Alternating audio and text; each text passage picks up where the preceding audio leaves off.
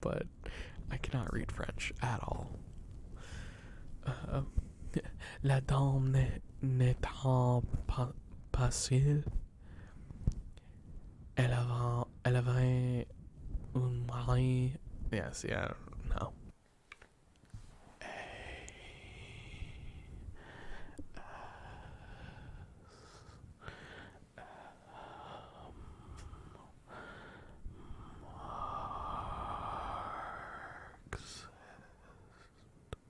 Negritude thus came up against its first limitation, namely those phenomena that take into account the historicizing of men.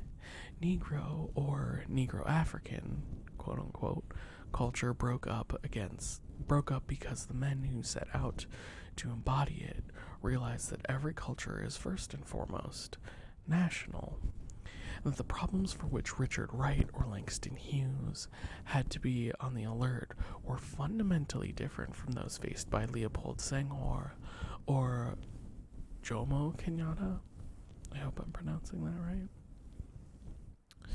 Likewise, certain Arab states who had struck up the glorious hymn to an Arab Renaissance were forced to realize that their geographic position and their region's economic interdependence were more important than the revival of their past. Consequently, the Arab states today are organically linked to Mediterranean societies and cultures. The reason being that these states are subject to modern pressures and new commercial channels, whereas the great trade routes of the days of Arab expansion have now disappeared. But above all, there is the fact that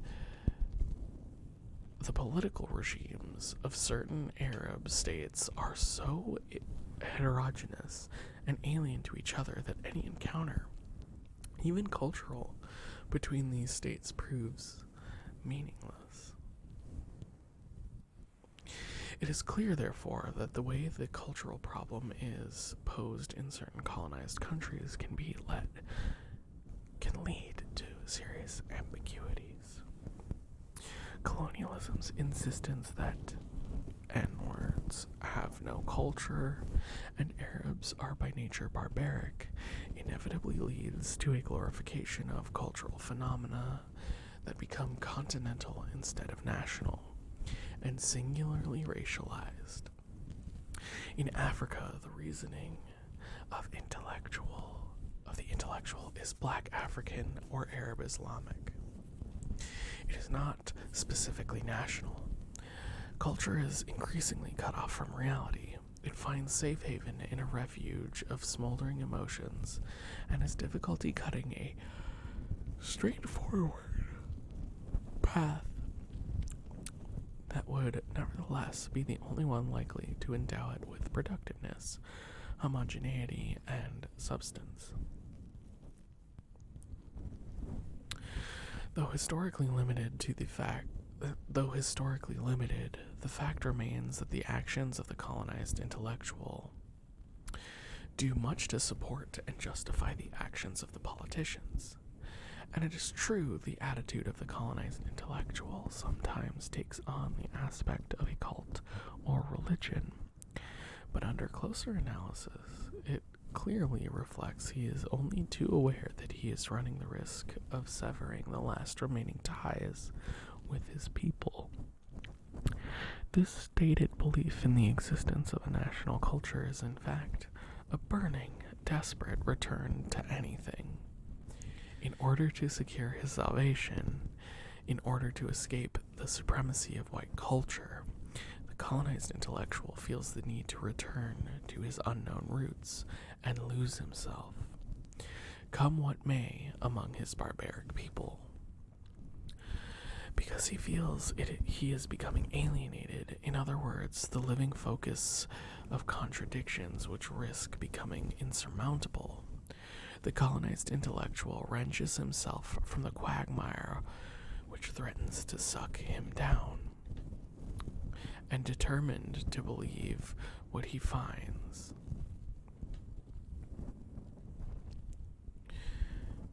He accepts and ratifies it with with heart and soul. He finds himself bound to answers for everything and for everyone. He not only becomes an advocate, he accepts being included with the others, and henceforth he can afford to laugh at his past cowardice. This painful and harrowing wrench is, however, a necessity. Otherwise, we will be faced with extremely serious psychoaffective mutilations. Individuals without an anchorage, without borders, colorless, stateless, rootless, a body of angels. And it will come as no surprise to hear some colonized intellectuals state, speaking as a Senegalese and a Frenchman, speaking as an Algerian and a Frenchman, stumbling over the need to assume two nationalities, two determinations, the intellectual who is Arab and French, or Nigerian and English, if he wants to be sincere with himself, chooses the negation of one of these two determinations. Usually unwilling or unable to choose, these intellectuals collect all the historical determinations which have conditioned them and place themselves in a thoroughly universal perspective. The reason being that the colonized intellectual has thrown himself headlong into Western culture, like adopted children who only stop investigating their new family environment once their psyche has formed a minimum core of reassurance. The colonized intellectual will endeavor to make European culture his own. Not content with knowing Rabelais or Diderot, Shakespeare or Edgar Allan Poe, he will stretch his mind until he identifies with them completely. The translation is, the lady was not alone. She had a husband, a fine, upstanding husband, who recited Racine and Corneille, and Voltaire and Rousseau, and old Hugo, and the young Musset, and Guide and Valery, and so many others as well, from René Depestre, Face à la Nuit, A New Face.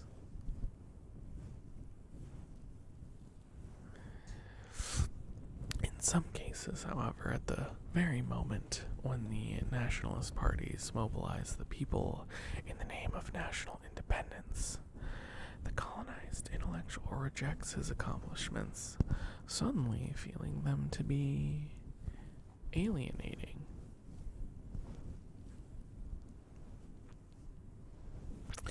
But this is easier said than done. The intellectual who has slipped into Western civilization through a cultural backdoor, who has managed to embody or rather change bodies with European civilization, will realize that the cultural model he would like to integrate for authenticity's sake offers little in the way of figureheads capable of standing up to comparison with the many illustrious names in the civilization of the occupier. History, of course, written by and for Westerners, may periodically enhance the image of certain episodes of the African past. But faced with his country's present-day status, lucidly and objectively observing the reality of the continent he would like to claim as his own, the intellectual is terrified by the void, the mindlessness, and the savagery. Yet he feels he must escape this white culture.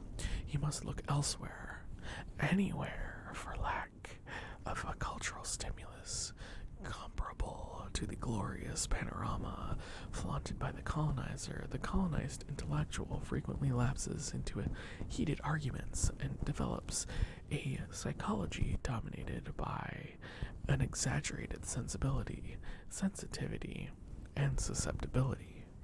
This movement of withdrawal, which first of all comes from appetitio principi, in his psychological mechanism and physiognomy. Above all calls to mind a muscular reflex, a muscular contraction. The foregoing is sufficient to explain the style of the colonized intellectuals, who make up their mind to assert this phase of liberating consciousness. A jagged style full of imagery, for the image is the drawbridge that lets out the unconscious forces into the surrounding meadows. An energetic style, alive with rhythms, bursting with life. A colorful style, too, bronzed, bathed in sunlight, and harsh. This style, which Westerners once found jarring, is not, as some would have it, a racial feature, but above all reflects a single-handed combat and reveals how necessary it is for the intellectual to inflict injury on himself, to actually bleed red blood and free himself from the part of his being already contaminated by the germs of decay, a swift, painful combat where inevitably the muscle had to replace the concept.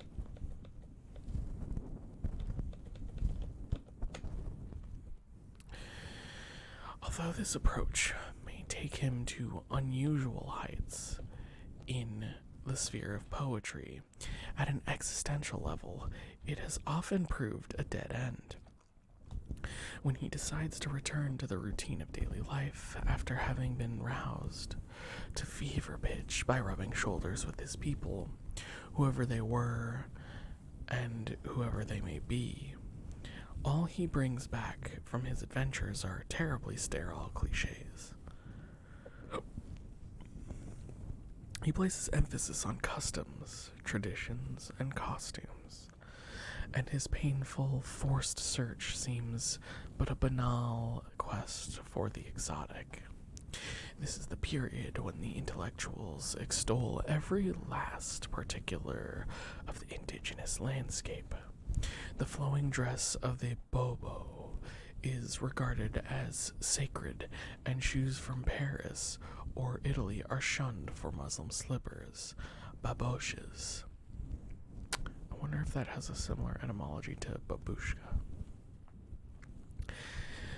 The language of the colonizer suddenly scorches his lips. Rediscovering one's people sometimes means, in this phase, wanting to be an N-word.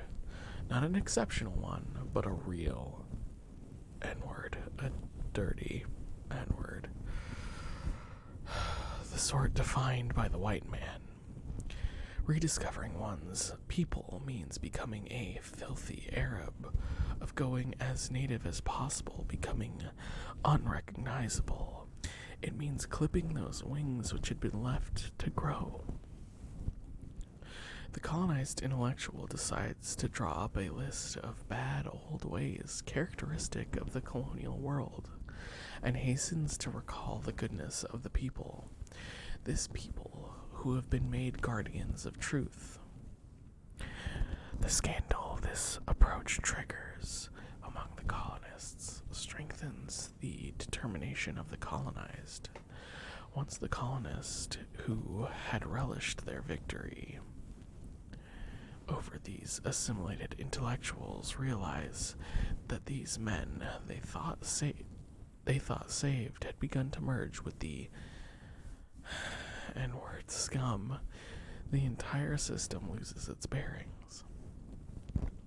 Every colonized intellectual won over every colonized intellectual who confesses, once he decides to revert to his old ways, not only represents a setback for the colonial enterprise, but also symbolizes the pointlessness and superficiality of the work accomplished.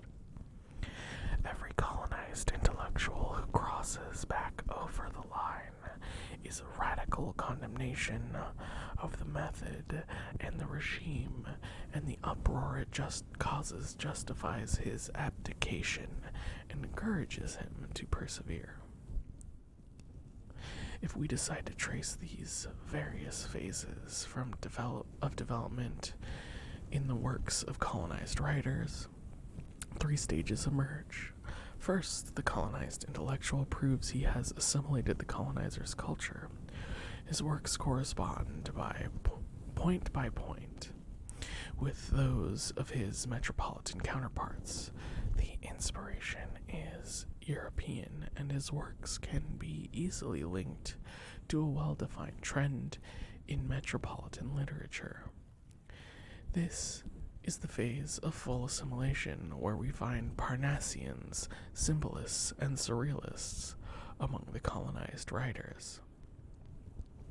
In a second stage, the colonized writer has his convictions shaken and decides to cast his mind back. This period corresponds approximately to the immersion we have just described. But since the colonized writer is not integrated with his people, since he maintains an outsider's relationship to them, he is content to remember.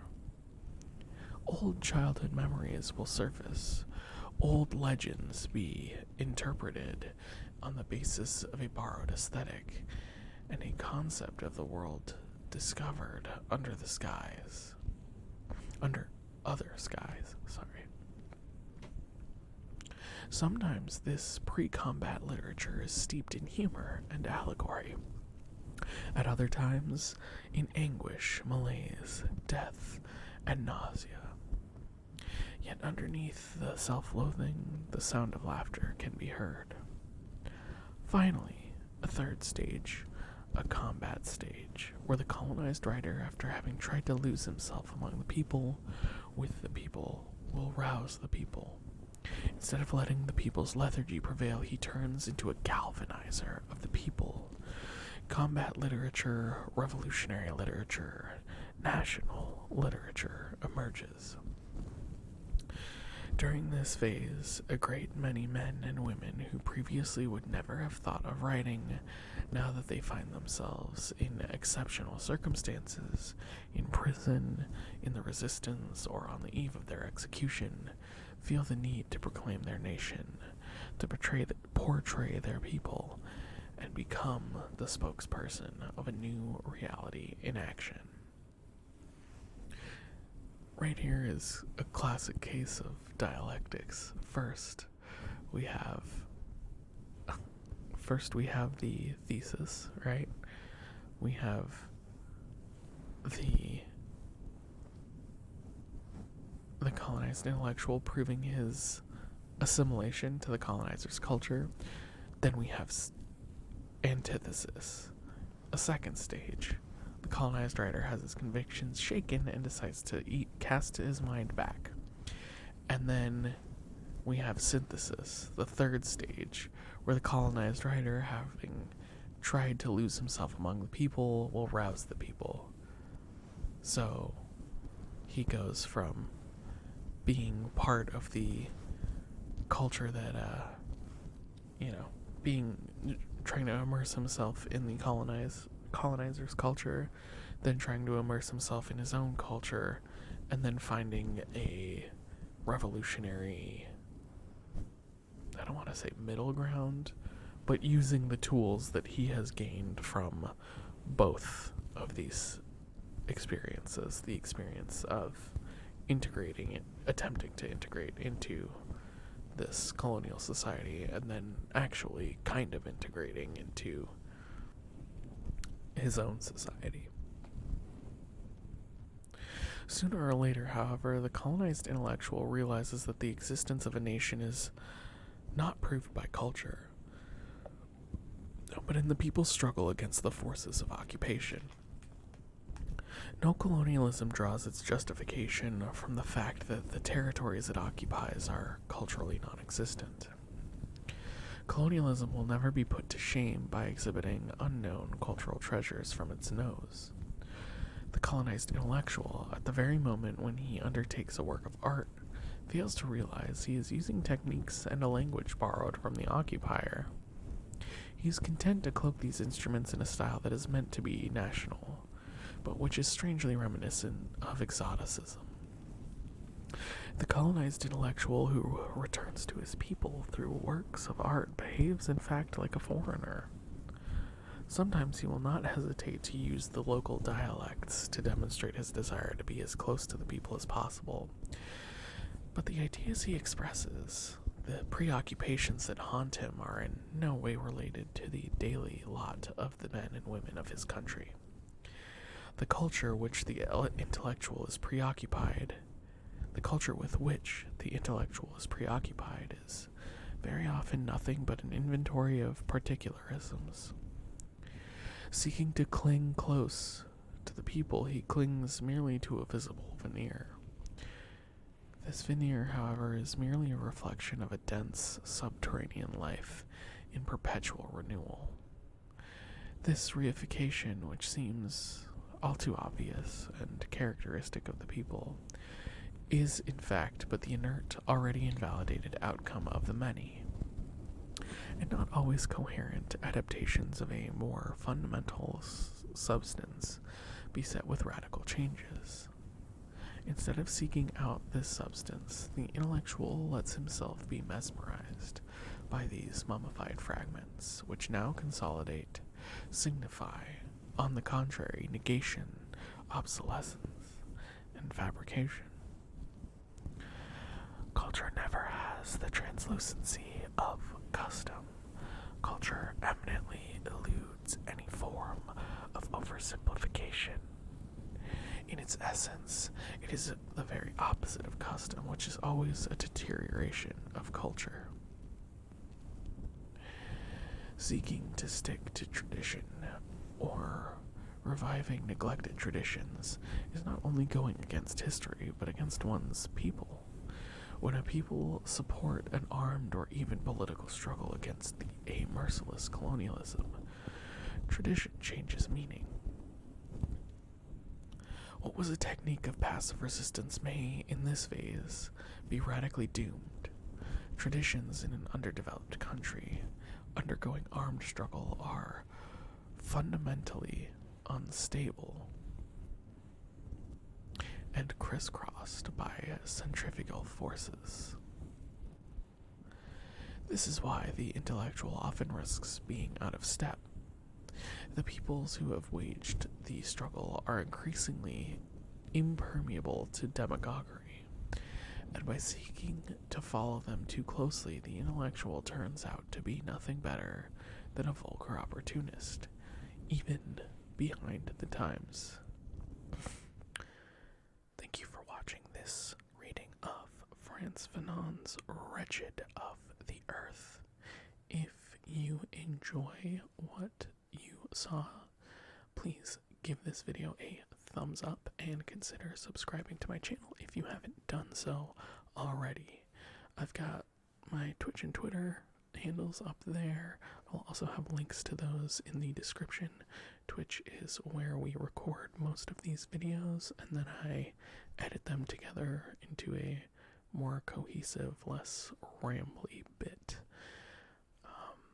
There's also ways you can support me in this channel, and links to my Discord, my music, all that kind of fun stuff.